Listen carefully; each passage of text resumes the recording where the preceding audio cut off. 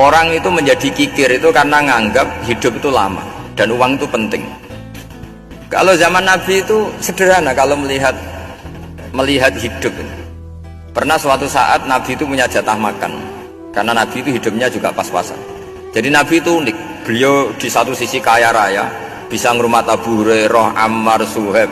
Ashabu Sufa itu dirawat Nabi semua. Itu kan kaya, bisa ngerawat sekian orang.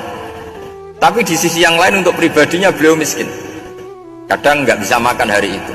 Tapi di saat yang sama bisa merawat Ahlus Sufa. Jadi keliru kalau orang hanya cerita Nabi itu miskin, untuk makan dirinya aja susah.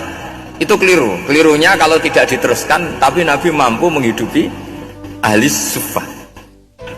Singkat cerita, jatah makannya Nabi itu dikasihkan orang. Ketika Nabi tanya, ya Aisyah, makanan jatah saya di mana? Oh ya Rasulullah, tadi ada orang minta tak kasihkan, maka makanan itu habis. Apa kata Nabi? Kamu salah Aisyah. Yang kamu kasihkan itu justru yang masih. Ya, yang kamu kasihkan itu justru yang masih. Sehingga Nabi menganggap, makanya Nabi terus ngendikan, ya kalau mukhatabnya lelaki ya kira-kira begini.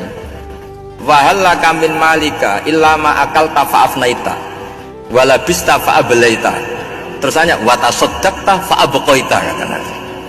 Harta kamu ya kamu makan kemudian ke WC jadi kotoran, atau punya pakaian mewah nanti rusak.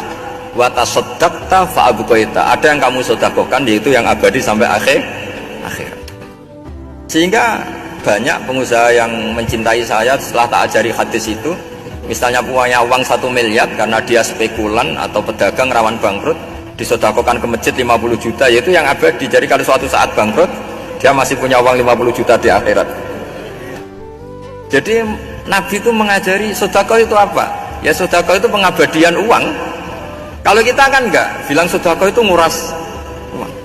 Itu pikirannya setan dan pikirannya orang Islam. Itu cara berpikir setan, bukan cara berpikir umat apa?